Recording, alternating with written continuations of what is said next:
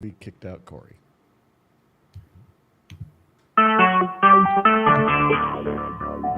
Talk shoes.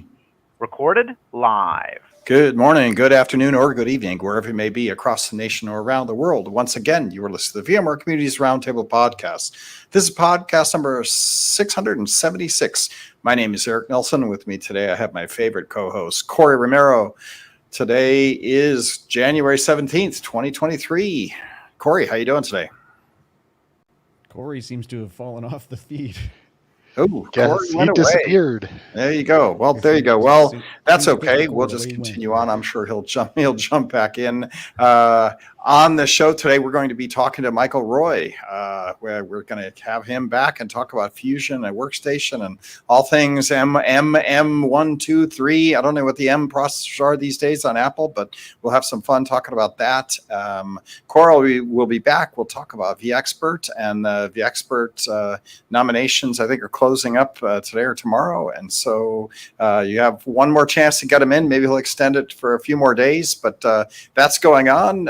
And we'll talk a little bit about the news before we get into Micheal and what's happening with Fusion and Workstation these days. Tony Foster, you're on the call. Since you're here, we'll do the weather report. You know, in California, it's beautiful. It's a sunny day. It's been pretty rainy the last week or two, but Silicon Valley, it's the sun is out and it's bright and not too bad, like 55, 56 degrees. How's it out there in Kansas City?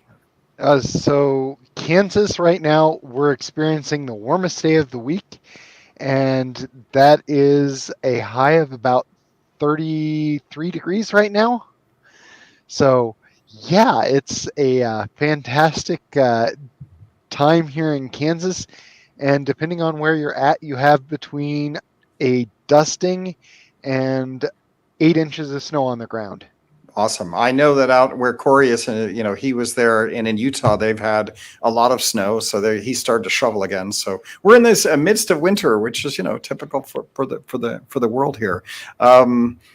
Things going on. I know Corey would tell us about the vExpert applications are winding down. I know that a lot of people have applied. So if you haven't applied, definitely we got the licenses that are going on. We've been working with Broadcom, re-upping all the licenses. We got that ironed out. So a couple people in the community have been tweeting about the fact that the Advantage licenses weren't being deployed. The licensing group got moved around, shifted when Broadcom acquisitioned us, and of course some of the stuff fell on the floor. We now have identified who's running the licenses for the programs, and it's all good.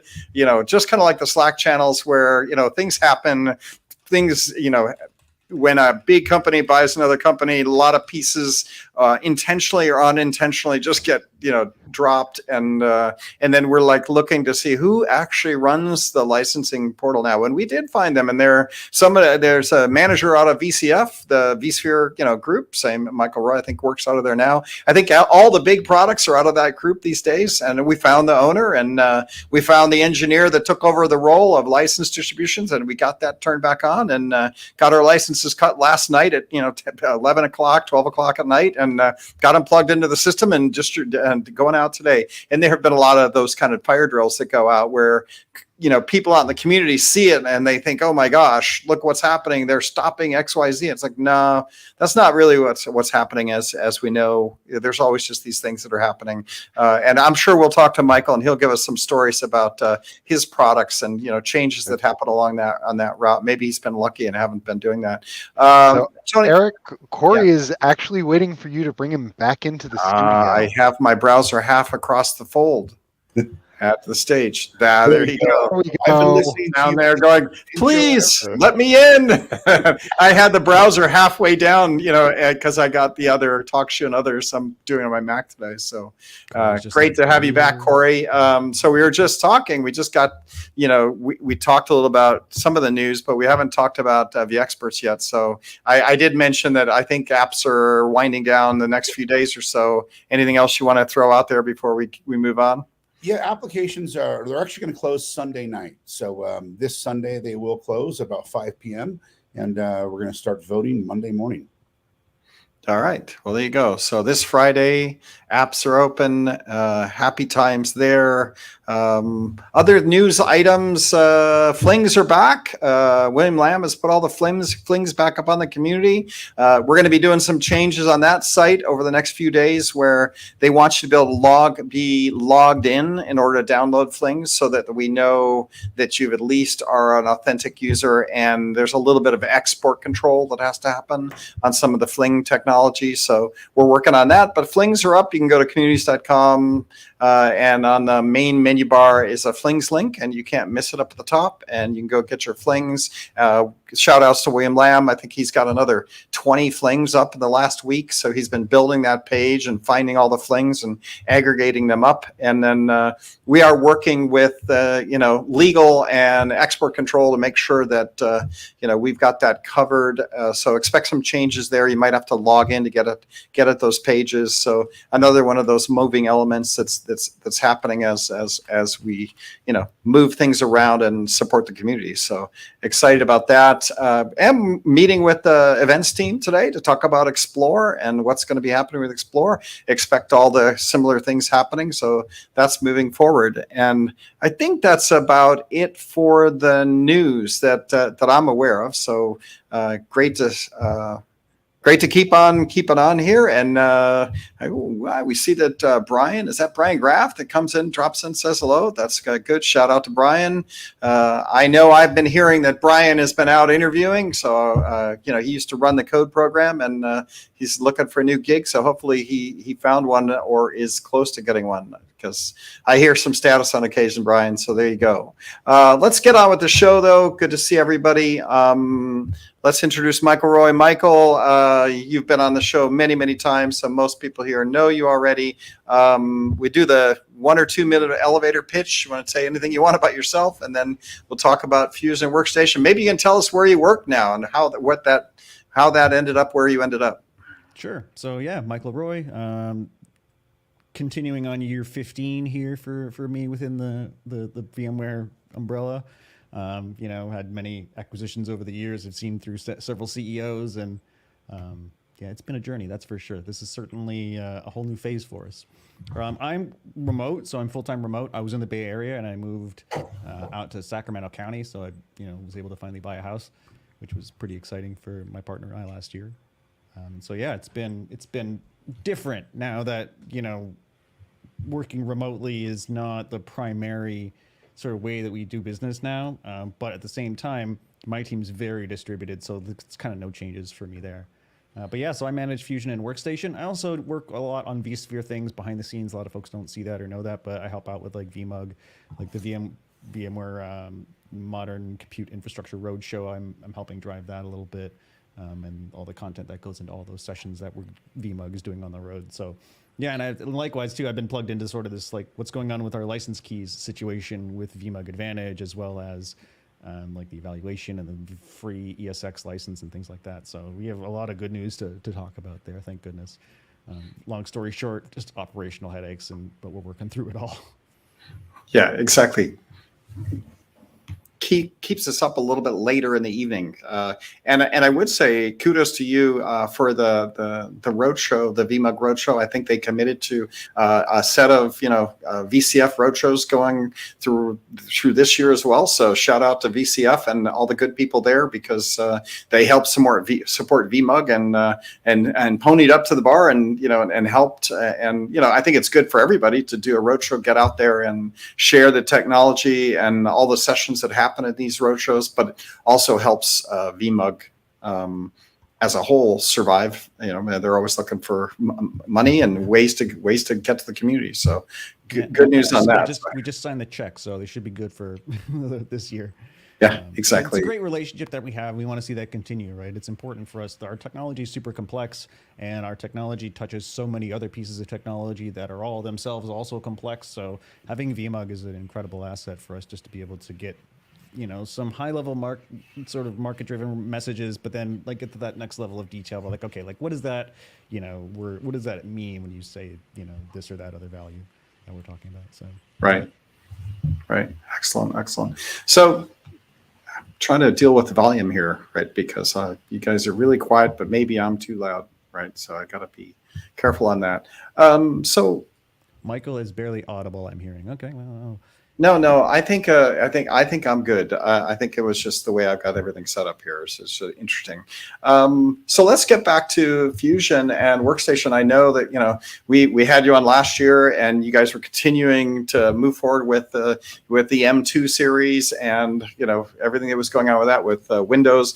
Maybe you should just start and give us some history of like, hey, where are we now? Where have we been, and where are we going now? And I know we did a release sometime in November or something like that. So take us through the narrative. Sure. And hope folks can hear me a little bit better now. I turned up some of the software, so hopefully we're coming through loud and clear. Yep.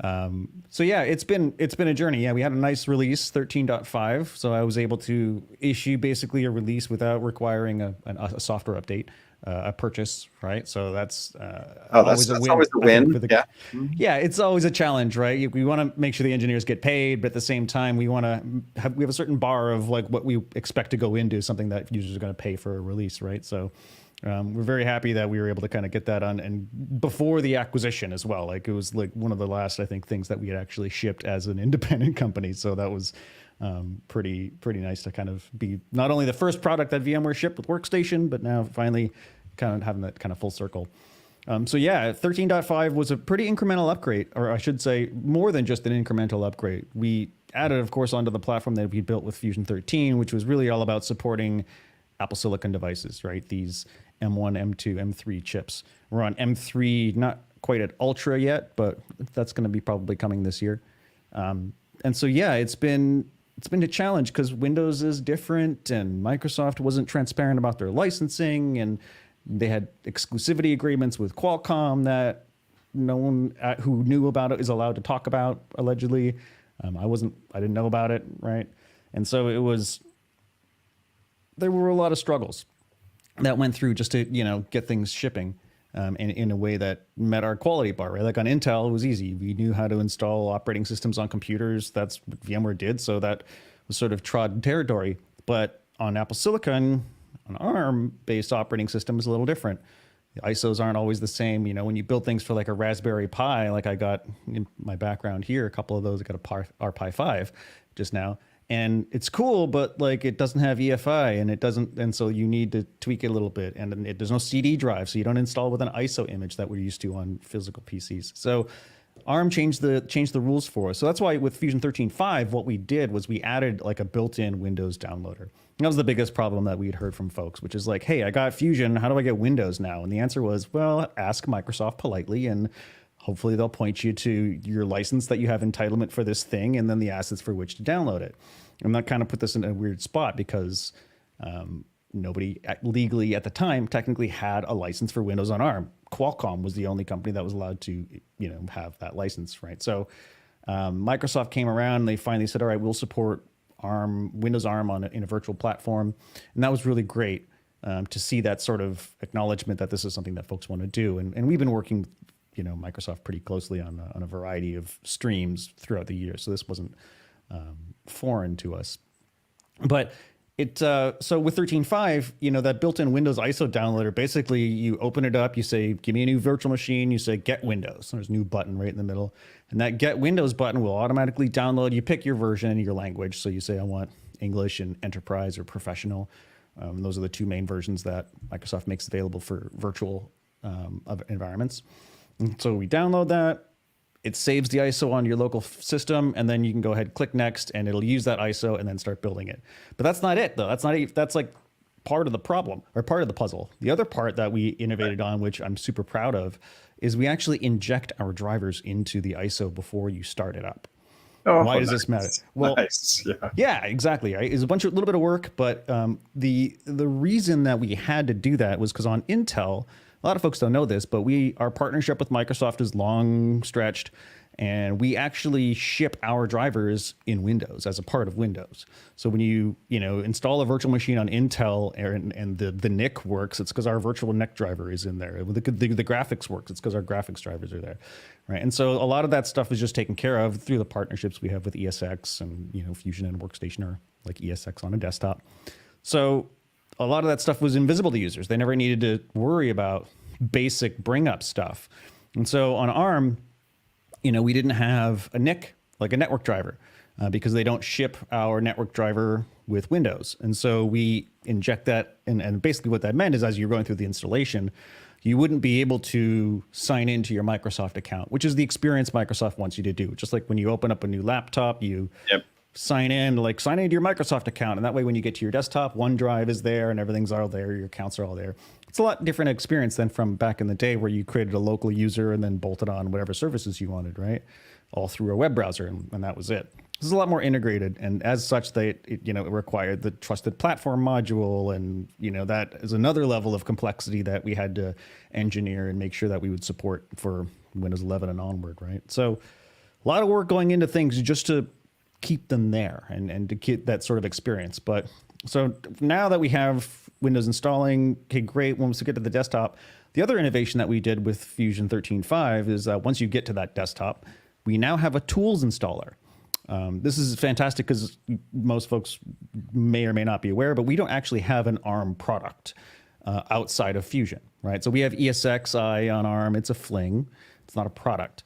And so as such, the prioritization sort of gets a little, has to be weighted against that sort of aspect of things. So now, a lot of the innovation that we do on Intel is because of ESX. We share a lot of the same code, right? And so on ARM, we're helping sort of blaze that trail, if you will, figuring out bugs before they end up in ESX. We have a newer hardware version than we do on ESXi ARM. And so as a result, we had to do things a little bit differently. And that was, again, the NIC was one of those things, but tools installation was the other one. So we could, previously when we had our tech preview, you had to install it with a shell script. And that was just, we just got it built.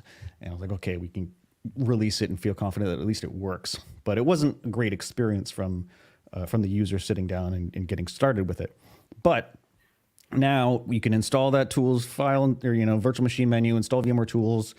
It has our 3D graphics drivers. So not only do we support 3D DirectX 11 workloads on native ARM, but also apps that have emulation. So you can actually run Intel x86, x64 apps and games, and it will emulate them on Windows. Like Windows is doing all of this emulation.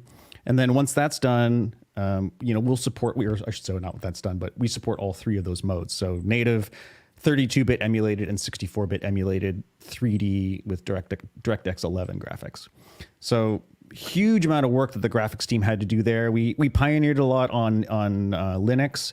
So we work a lot in OpenVM tools, and we work a lot with the Linux kernel, and we exercised a ton of bugs that, and made their way there. And Linux distributions had to pull those up. And so, for example, for a while, Ubuntu wasn't booting because of PCI ordering issues and interrupt request conflicts, which, isn't really a thing on Intel, but on Apple Silicon and on ARM-based systems, the PCI ordering is a little different. NVMe devices get put differently inside the PCI device list. And so things weren't booting. We fixed it. We put the fixes directly into the Linux kernel. We put the fixes directly into our graphics drivers, into the Mesa display rendering manager open source project, GL, OpenGL, right? Right. And so getting that done, was a huge amount of effort. And then we had to wait for the distributions to actually pull those down. So now like Ubuntu works, for example. So you can grab the latest Ubuntu ISO, which is a bit tricky to find. You got to go to like the dailies and get them from there. But they work now, which is fantastic. A lot of folks, I know I went and started using Fedora because it was just, it worked, right? And Debian sort of Buster and Bullseye, whatever was at the time, those work great out of the box. They tend to pick up these changes a little quicker than some of the longer term support distributions do. But, Ubuntu, like the last LTS version just picked it up. So you can install, I think it's 2004.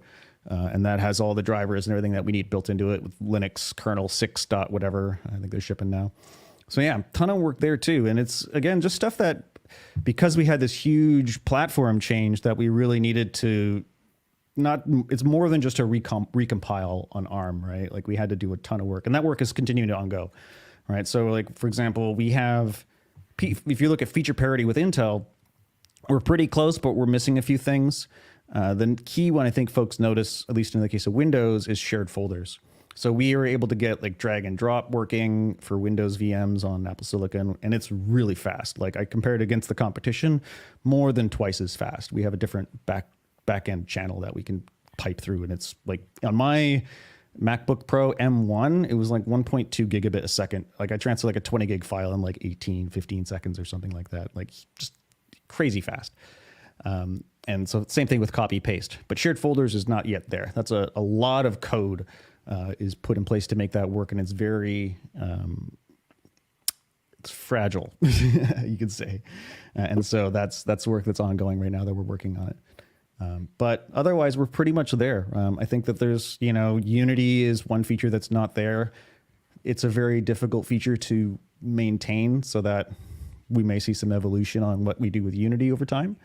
But otherwise, we're really satisfied, really happy with how we're turned out. We're looking for more feedback from the community on things that work and things that don't. I follow I can't always answer everything inside the community, but I definitely keep an eye on, everybody that @s me, like Paul and other folks in the community. Thank you for doing that. I definitely see them, and even if I don't chime in, I absolutely make it aware to the team. Hey, like we're seeing a whole bunch of this, or we're seeing a whole bunch of that, and I make sure that the engineering team prioritizes that kind of stuff. So thank you for that. Appreciate it. And without the community, honestly, I don't know what would happen with these products. I don't know where we would be today. I have a feeling they might have been left on the floor. Well, right? or it's a big deal to have you come under VCF, right? Because the EUC stuff is going to get spun off, right? They're already working on that and announcing that they're going to, by April or May, they're going to spin that off. So having, it's all virtualization, it's core virtualization. So it makes sense it's over there, but sometimes those things just don't happen the way they're supposed to happen, right? So it's just like, it's great that you're over there, and then they pick that up, and that they just didn't cancel it, because, they're always looking at money, right? They're looking at how much things make and what is it part of. So being a core set of VCF, those I think is the key there. So we're thrilled. Great. Yeah, we've been in this group since 2018. We moved out of the end user computing group. We still had a bunch of bundling and deals and things like that, and a lot of adjacencies, but we went where the platform was, because again, you can look at us like ESX on a desktop, right? And so it just made a lot of sense. And the primary driver for us, and I'll say this publicly, it's not revenue. Like that's not the main thing. That's not why we keep these products alive. I'll tell you that right now. vSphere is a multi-billion-dollar product. These Workstation and Fusion are not, right? And so the value for these products is how they improve our platform, right? Sure. Like ESX and Workstation are very much joined at the hip. That base hypervisor, when we look at Workstation, is almost like the tip of the spear, where we're sussing out new features. We generally put them on the desktop before they make their way into the data center. And likewise with Fusion on ARM, that really helps inform our ARM efforts there, right? But, the main thing is because we're so tightly coupled, it just makes so much sense to have them coexist. And we're looking at ways on how we can continue that story, both in terms of being able to do more with ESX, but also being able to learn more about VCF with Workstation, right? So like nested labs, as an example, there are some limitations that we have when we're trying to do nested things. When we're using our full stack, we can do it all day, but on certain versions of Windows, there are certain security settings that insert Hyper-V into the equation. And while we did a lot of work to support Hyper-V's stack that we can use instead of our own in those cases, that limits us in terms of not being able to do nested virtualization. Hyper-V can't run Hyper-V inside of Hyper-V. We can run VMware inside of Hyper-V, or Hyper-V inside of VMware, VMware inside of VMware all day, just by virtue of how well our hypervisor fakes out the operating system, right? And so, there's a lot of work to be done there, but I think that being as part of VCF, it's very much a best of both worlds kind of story, where we have the support from top down, and at the same time, we're really helping improve the platform from the bottom up. And we couldn't do that without the community. And so as my role starts to evolve, you're going to see me doing a lot more community things, both in terms of like home labs and vSphere and vSphere Foundation related things, all the way up the stack to VCF. But Workstation is absolutely where my heart is, and that's where I'm trying to push the most value for our users. So I want to back up a little bit and also unpack the compatibility modes, right, or the emulation modes that Windows runs, because a lot of people don't really understand that, right? So it is good to kind of just make sure as you get Fusion on your Mac, right, and you get now what first off, you said Windows is now supportable. There's a button you can go get your Windows. It was always tricky to get a Windows. The reason is it's Windows for ARM, right? So it is their ARM version of Windows. So it's important that I highlight that for half the people that weren't paying attention. It's Windows for ARM, right? So you have a different binary, right? Which when you have a different binary, it means that your apps, they might or might not run depending on, it's obviously need to be compiled for ARM, but then you have emulation mode that Windows supports. And what you mentioned is that now we support Windows 32-bit emulation and Windows 64-bit emulation so that you can run your Intel-based 32-bit or 64-bit apps. And some apps that run DirectX can also run that. That's all now kind of put together and made to work cleanly, right? You can get your Windows. It's supported because Windows supported it. That was a big deal. Yeah, even though there was supposed to be a Windows ARM out there, you wouldn't necessarily, you'd have to go find it somewhere, right? And so now that's taken care of because we have a button that says, go get your Windows. Then it was, how do I install it if I do get it, right? Because you would get it. It wouldn't necessarily be in an ISO format or the Mac doesn't support it. It was just, that's all been resolved now. Now I can get my Windows ARM knowing that it's not Windows x86, it's Windows ARM, but then my apps, most should run now because emulation has gotten better and better. And is that Windows doing the translation? It's not Apple doing that. That's just Windows doing that translation. That's right. It is. It's Windows doing it. And so we get a lot of requests for folks that, hey, I do maybe security research or I have some legacy app and our tools are x86. And so I want to boot an x86 operating system. And the difference between like booting an x86 OS on ARM versus like running a binary can be pretty substantial in terms of performance, right? Like if anyone who's used QEMU knows it's not exactly the greatest. And there's just physical limitations, like you're hitting physics when, light can only move so fast. The way computers page memory only works in certain ways, right? And so, when you try to do an operation in QEMU and you say, hey, like go talk to this piece of memory, it has to like do this huge page out, page in process. So like everything has this extra long round trip because it has to go through these translation layers. But in an operating system, what Microsoft did, and the same kind of similar concept that Rosetta on Apple Silicon works, is that they just set the memory to be a certain layout. That way, when the x86 is trying to access certain pieces of memory, it kind of feels the same way that it does on a physical chip. And they can manage like the sorting order of all these memory stacks accordingly. And so it's a huge amount of heavy lifting for the operating system to do, but the net result is that it ends up making everything perform a lot faster. So there might be an extra few seconds for that subsystem to boot up, but once it does, everything runs fairly well. I was super impressed that graphics games run as well as they do, in an emulated context, right? And playing Portal and, like, wow, like this is just butter.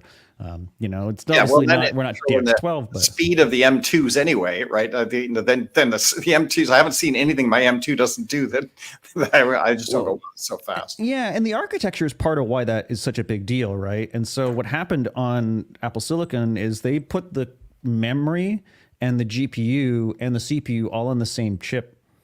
Right. And so what you end up is you have this shared memory between graphic and compute, which is why Macs can do these LLM big LLM AI large language models running locally, which I do. I'm a big fan of Ollama. Shout out to the Ollama team. And I've contributed code to that repo. It's great tool. But you can run all these awesome open source models locally because the GPU can access the entire volume of system memory. Right. In addition to that, Apple's doing a whole bunch of really cool compression and some other stuff in Die.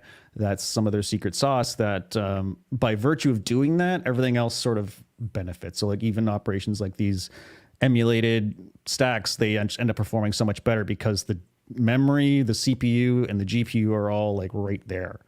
Like literally, it's like a big giant CPU that's got it all stuck onto it. Yeah, I And you're going remember to see that more and more in the industry. I guarantee that. when they try to do full OS emulation, and there were some apps I can remember. I don't even remember who used to do that, but there would be a couple of back in the old days where they would try to emulate the whole OS, and it would just be so grindingly slow that don't ever try to do OS that full OS. And a lot of folks really wanted it, and like we understand, and it was like, oh, there's maybe a business case to be made there, but you just hit physics. Right. And I couldn't internally promote a feature that I knew at the end of the day was just going to be awful and temporary at best. Yeah, it reminds me of the old PowerPC to Intel emulation days, where some vendors tried to do that. They tried to emulate the whole instruction set and run a binary OS on that emulator, and it was just not. It was no. Fun story. A lot of the original Fusion and Workstation team were former engineers from that software project. Oh, interesting. Yeah. Before that, there was Connectix, which, Right. some of the folks went from there to Power, throughout the years. Yeah. I believe that. Those were heady days of trying to make it work.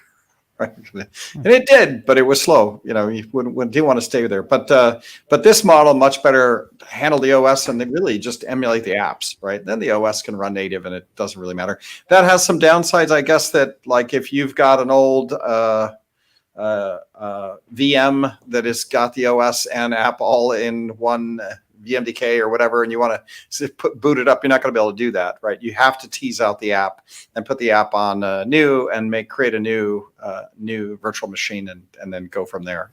One of the cool things though is that Microsoft has a bunch of tools now where they can do that like in the OS. So you can like take an OS like a laptop and back it up to the cloud, so to speak, with your signed into your Microsoft account. And then when you go into the new VM wizard, like the out of box experience after you've installed once you start the VM up and you go through the signing into your Microsoft account, it'll ask you, hey, do you want to restore from this PC? And you just click that button and it'll just install all your stuff for you, which is super cool. It saves that whole need. So it's not doing the OS. You backed everything up off your OS into the cloud, and then it's just, oh, you got an OS down here. I'll just deploy that. Yeah, most documents and settings don't care if they're x86 or ARM. I haven't gone through a large enough install to know how it handles like emulated apps and if it'll install them and if it'll find native versions. My guess is it installs the same version you have on your PC, and then you'll probably want to find a native version for that on the new ARM. But otherwise, yeah, it works pretty cool. Yeah, I haven't paid attention to where the migration of apps is in the general ecosystem. Like, are a lot of apps now coming? Like is Photoshop on M series now? Oh, Or yeah. all of the big guys have started to move over. I gotta imagine now we're on M3 that all the big guys have caught up. There's very few apps left over. I think the only thing I see that is sort of gonna take a little longer and they're gonna have to get their acting gear is around like audio gear and audio drivers.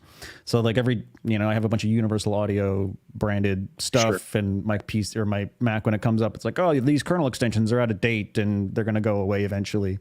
So there's sort of that. The older audio tech gear is gonna start to probably get bit, but at the same time, those Intel Macs are at some point gonna stop getting OS updates. So there's a forcing function there.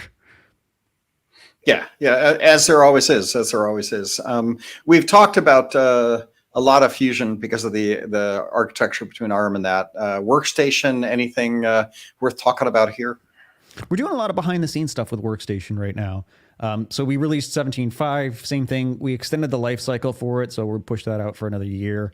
And we added a lot of security related enhancements that are kind of behind the scenes, new encryption algorithms and new virtual hardware versions, or like virtual hardware 21. And so we inherit all the performance increases, bug fixes. There's a bunch of NVMe optimization things that got done there, which were pretty nice. Just adds to the performance of things. But by and large, it wasn't a huge featureful release. And I think we're looking at going forward, how we can improve the lives of Workstation users more than, continuing to over-rotate on Fusion, because we had to over-rotate on Fusion for a couple of years because of the architecture transition. It needed a lot of work and just time engineers spend porting, testing, tweaking, and maintaining and going forward, right? On Workstation, we're lucky that it's fairly stable in the sense that Microsoft, continues to support our UI libraries and things like that, even though they're pretty pretty old. If you install it, it's like, oh, look, install this C++ redistributable from like 2013 or something like that, right? So there's a bunch of stuff that we know we need to clean up. But right now, we're super focused on eliminating a lot of tech debt, moving forward from the platform, and making sure that it's healthy going forward. But that said, I'm definitely open to hearing what the users would like to see from it beyond fix this bug, fix that bug. Because there's always bugs, and we know we always have to fix them all, and we try to prioritize as best we can. But I have some fun ideas that we can talk about. Like I'd like to, for example, we haven't got buy-in. I can just talk about these sort of things yet. Nothing's been committed, but I'd like to see like a UI for the DHCP. Where you can. Right now, there's a comp file. It's kind of a pain, but like if I'm doing a home lab, I have to either run my own DHCP DNS server so that I can statically assign IPs to MACs, right? So like virtual ESX hosts need to have very specific IPs when they come up, whatever. So being able to have a UI to manage that, I think would be pretty interesting. I don't know that we'll get to it this year. We have a ton of stuff to do, but again, that's kind of one of those things like how can we make our lives easier for all these different use Nice. Yeah. Tony had asked me a question earlier too. I just want to answer it to your back about the ISO on Apple Silicon and on Fusion there. So it downloads this ISO and then it saves it locally inside of your system, and you can use that ISO over and over again. When you go through and you start it up again, and you say give me an ISO, it will check for the latest version of that, but it won't verify that the version you have is older or newer. It just says do I have this MD5? No, and if not, get the new one, basically. Awesome. Okay, I was just curious on that because I'm I know different people who use Fusion, and they're I'm going to have 4 different versions of the operating system so I can see how things respond across the different operating systems. And I'm it's really cool that it pulls it down. Do you get to see that? Do you just get the latest, or how's it going to play? So yeah, so once it downloads too, there's a little link that'll open up Finder to the folder that it's in. Cool. But that's also a great use case for clones, right? Where you could have, thin clones based on each of them, and then you take Windows 10 and then upgrade it to Windows 11 and see how that goes in the clone without affecting the base. Absolutely. It's incredible stuff. We take it so for granted too. Yeah. I was having this conversation recently, right? And it's easy to think that we're boring, right? And in that, it's virtualization. How long has VMs been around, and how much can you really do with it, right? But I look at it like this. When I write on a piece of paper, my pen works the same way it did in the 1800s, right? Whatever. When you build a house, you still use nails, hammer, wood, studs, walls, right? These things become foundational, and then you iterate on top of them. And that's sort of where we're at in our overall maturity, right? It's not the new hotness, but man, it's super important, and it's how we get work done. And so for me, I look at it as almost like a bit of a renaissance in that now we're recognizing that we're focusing on that foundational aspect of things and making sure that folks can use that to build whatever they want on top of it. And that extends both, I think, to the VMware Cloud Foundation, vSphere Foundation stacks, as well as the desktop hypervisor stack. Yeah, 100%. Right. And, mic drop with that one. Right. It absolutely is. It's been fun. I did a podcast last week where I talked about, we getting back to Broadcom, and I actually look at Broadcom as a very heavy duty technology company, right? And this pins to that. They actually look for acquisitions. They're looking for studs. They're looking for, concrete makers. They're actually very much an infrastructure technology company, right? And the reason I think they bought us is because we fit right into that, right? And it isn't going away. And if you listen to Hawk, he'll say, yeah, it's going to grow by 10% a year forever, right? And whether it's forever or not, it's a long time, but probably the rest of my career, right? And it's he's yeah, this is. Somebody raised their hand and said, what do you want us to invent? And he's I don't want you to invent anything. I just want you to increment. I want you to fix things. And we got lists a mile long of things that we should be doing. The next version of nails might want to have a different material, but they're still going to be nails, right? And so it is interesting that they like the technology for the technology. And I look at what they're investing in the community, and what they've kept and all of the core technologies. And it really is because they're really an infrastructure company. I'm trying to get into the habit of saying we are Broadcom. Yeah. We did this. And yeah. it's been an adjustment, like no lie. Like it's been an adjustment. It's a different way of thinking about how we do business. It's a different way of thinking about how we innovate, and it's a different way of thinking about our priorities. But I think at the end of the day, and in the meantime, there's going to be all this like stuff falling, like plates crashing down, right? Like Sure. we're juggling a ton of plates. Stuff's going to fall. We're not doing these things on purpose, even, despite all the hype that folks are throwing at who don't know what's going on, Right. throwing at a whole ton of different topics that I won't get into. But what I would say is, we're still filled with VMware DNA. Yeah. The people who built all this stuff are still here. They're still with us. Is it a different type of model? Yeah. But I think if we're gonna do what is in our DNA, we're gonna try to do our best to make sure that our customers have reliable performance software that works, gets out of their way, tries to do more with less. Even like the updates in like vSphere, for example, 8U2, they've got cool things that allow you to like get your hands off of certain things, like zero downtime maintenance window things. And, these are really important foundational elements that our goal is to make day-to-day life easier, right? Like I don't like using, like I agree that as a technology company, we love technology and we want to keep working with it. But I've always felt that technology is a means to an end, right? And that end is just trying to make people's lives better one way or the other, right? And so, it's one thing to be a technologist, but the reason why we are doing it hasn't changed. And so that mission continues. The way that we sell is going to change. The street is the street, and that'll keep changing and guiding the winds of the market forever, right? And the only one thing I've learned in IT and tech in general is that change is constant. Sometimes it's big waves, sometimes it's little waves, but they're always being made. And you just got to ride it and surf on that, like stuff's going to change, but that's opportunity, right? And I think that where we're moving, these are uncharted waters. We're in the arena trying to do the best we can by our customers. And yeah, we're going to drop a few plates here and there, guys. This is a huge transition. We're talking 30,000 employees moving around, and like it's an immense movement. But I think once we get through it all, I'm super excited about the changes that we've made. I think we're really going to focus and do what's right by our customers as best we can. The other thing that I've seen is What's up?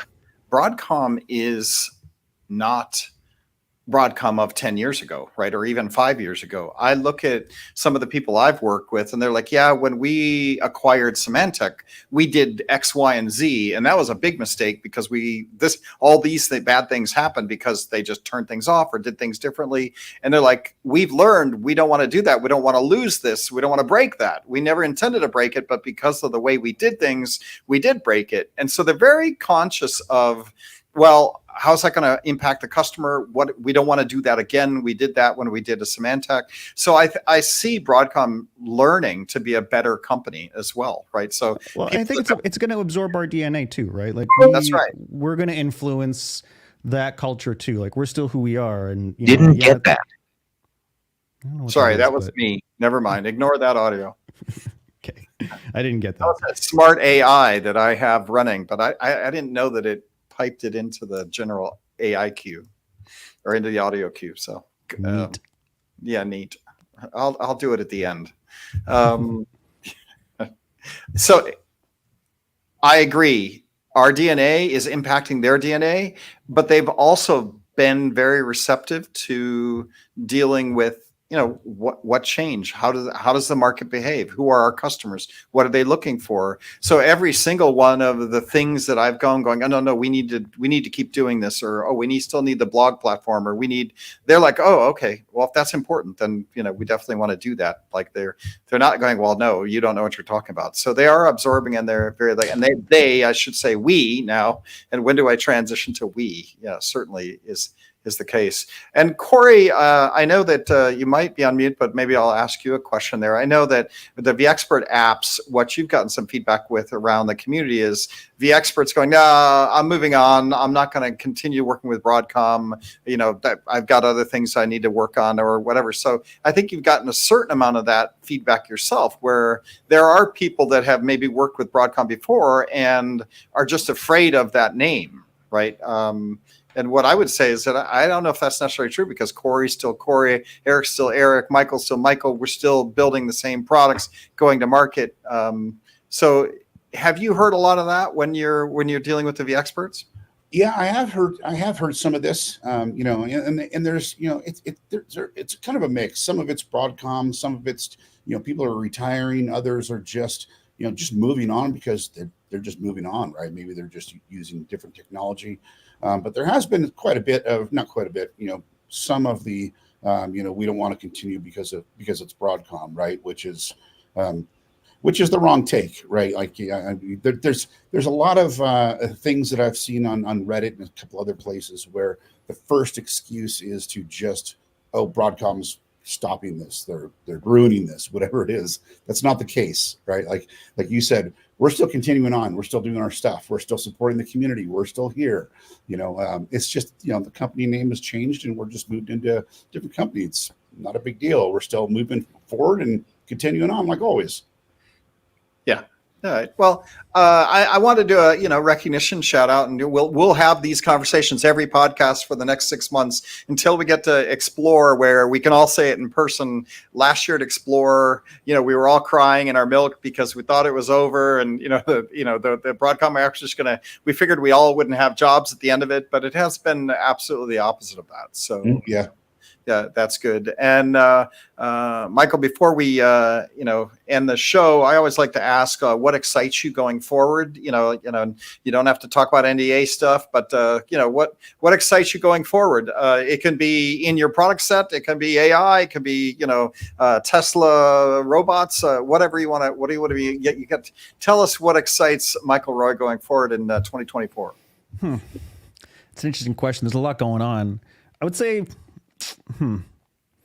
Yeah, I know. I left it open-ended now because you open it up past our own products. There's a lot of cool stuff. Yeah, well, I think what's getting interesting is that there's sort of this kind of realization that's coming back around of, hey, desktops are actually powerful computers, right?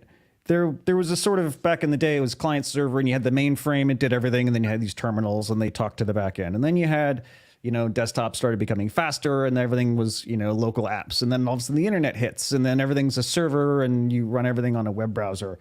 I think that what you're seeing is now that local hardware is getting so much faster and so much smaller and so much more power efficient. It's a lot. Folks are going to find that economies of scale work better when you're doing offloading a lot of tasks to the local device, right? Like AI is probably a good example. You can have a GPU farm, or you can use the local device. Which one's going to cost you money? Which one's going to, have a better experience? These are trade-offs, right? But what I think is very interesting is seeing this innovation in efficiency and performance in these desktop form factors and laptop form factors.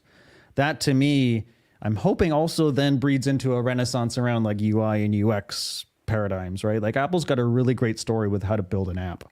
What do you use? You use Swift. End of story, right?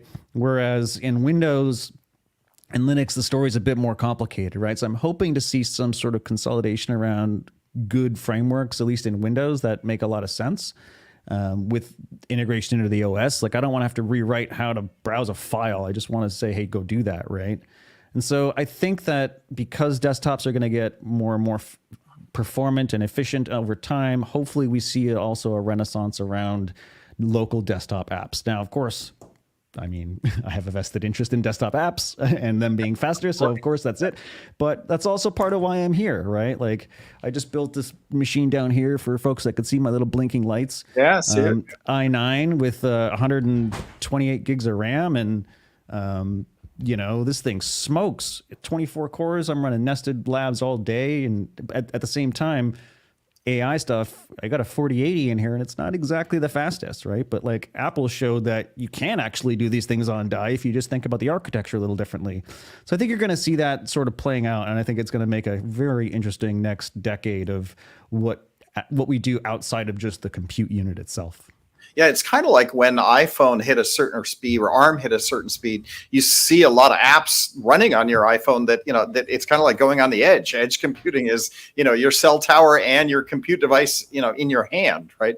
And so workstations and laptops and others are in that same boat where they're catching down on the edge as well, right? Where, you can either your iPhone, you could do it on your ARM app.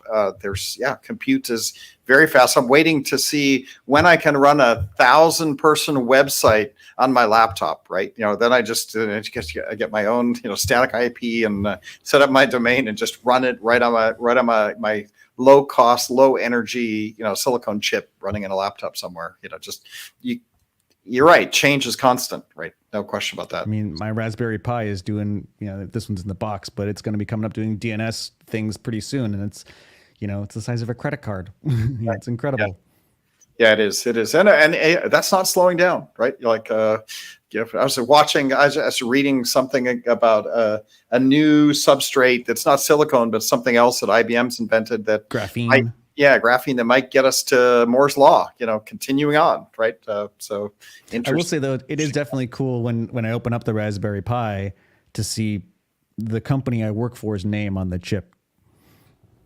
Oh yeah, no question about that. I am, most people know I'm 60 plus years old now, 61. So I'm getting up there, getting long in the tooth in the tech world. But the nice thing is Zoom, you can't really see how old I am most of the time, so it's good. But I would say it's exciting to be at a chip company or being at a company. If I look at my career arc, running the last 10 years of my career at a chip company is kind of cool in its own right. Because like you say, when you open up and we have 31 divisions, right? 4 of them are the VMware software divisions, right? But the other, 27 of them are, all kinds of cool technology, including really cool chips. So I'm looking forward to, getting exposure to some of that as well. I know that we'll mostly be doing VMware stuff, and VMware software will be on the name of the website. So, there's a lot of this going on now that'll come out. So, but I'm excited about the fact that Broadcom is here and I get to hang out and learn a little bit more about the chip business because it's just geeky, right? I agree. Fun VMware is dead. Long live VMware. Yeah. I don't know if I wouldn't call VMware dead. I would just call no. It's an expression like "long live the king." When the king dies, like new king, long live the king, right? Right. It's new king, same as the old king. Same as the old king. Yeah, long live the king. It's still going. That's what I would say also. And I think that'll work its way through its system. So that's great. We're at the top of the hour, and I know everybody has to go do stuff. So Micheal Roy, thanks for coming on. It's been great to kick off 2024, our first real podcast with a guest this year. So way to go. Nice job. Love hearing from you. Keep it up, and I'm sure we'll get you back, and we'll see you at Explore when we get to the momentum season. So fun stuff. Thanks a lot. Thanks for having me. Buster, any quick? Do you need to talk barbecue before we go? I can say a quick word. I did ribs this weekend in the freezing cold. In the freezing cold. I did see your run around the house in the snow and a snow angel. Congrats to you. I loved it. Love seeing you do that. Winter is here. You did ribs. Did you do a rub or did you do a wet sauce? I did a rub. I did the 3-2-1 method on it. So they got a rub for 3 hours smoking, and then and it was a pepper-based rub. So it was interesting. I've not done a pepper-based rub before. And then they got another 2 hours of juice, and then they got glazed if I wanted them glazed, and left alone if I wanted them left alone. That's awesome. And they came out great. I had leftovers today and was eating them off the bone with chopsticks. I find that ribs are also dependent on what ribs you buy and where you buy them. So not all ribs are created equal. Grocery store versus, exotic. Do you go down to like the slaughterhouse in Kansas, and I actually don't. I went to the local Kroger's and got regular grocery store ribs. Regular grocery store ribs, cut them in half because they won't fit a whole rack on my smoker that I use when it's cold. So I have to cut them in half. And yeah. Micheal, you're still here, so I'll throw it to you. Any barbecue tips or favorite barbecue restaurant or favorite barbecue you like to do before we leave? I haven't gotten in. Well, so I love barbecuing. but it's wintertime, so generally I just air fry the chicken wings. But I will say this: I have been scoping out a green egg, and I'm very excited Good because choice. some of my friends that do brisket, and like we have these cowboy events. I'm a pirate and a cowboy in my spare time. Don't ask me, or go ahead and ask me why. It's a whole nother story. But we have this one event where we all get together and we do like a potluck, and the main thing is we make a brisket. And I just was like, oh man, I need to figure out how to do this. This is Briskets are amazing. hard. I did it and I destroyed mine this year. I'm going to try another one. I got like a too big a brisket because we went to Costco and they just had like 25-pound or something. And it was just too big. And I didn't know how to understand how to paper wrap it at the right time. And so my brisket turned into like beef jerky, crispy, like it was, we all ate it and pretended like it was good because everybody was polite, but it wasn't.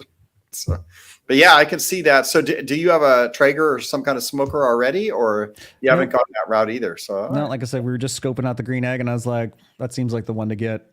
Figure out the right size, and then take it from there without getting all the crazy accessories. Do they pellet feed the green egg? Does it pellet feed with how do you fuel it? They use like charcoal, like a. Okay, you just put charcoal in and manage it through charcoal. Okay, right. Yeah, they probably have a variety of blends of different hickory smoke, that, mesquite bricks, that, right? Yeah. People do that. Yeah. Cool. There you go. Green egg. We'll pay attention and see you. We'll see if you get one in 6 or 7 months from now when you come back on, and you can give us a report. Yeah. Let me ruin a few briskets first. All right. With that, we're at the end of the day. Thanks a lot. Go get yourself some barbecue, have some lunch, have a great rest of your week, and we'll be back again Wednesday, 12 to 1, every Wednesday. Thanks a lot.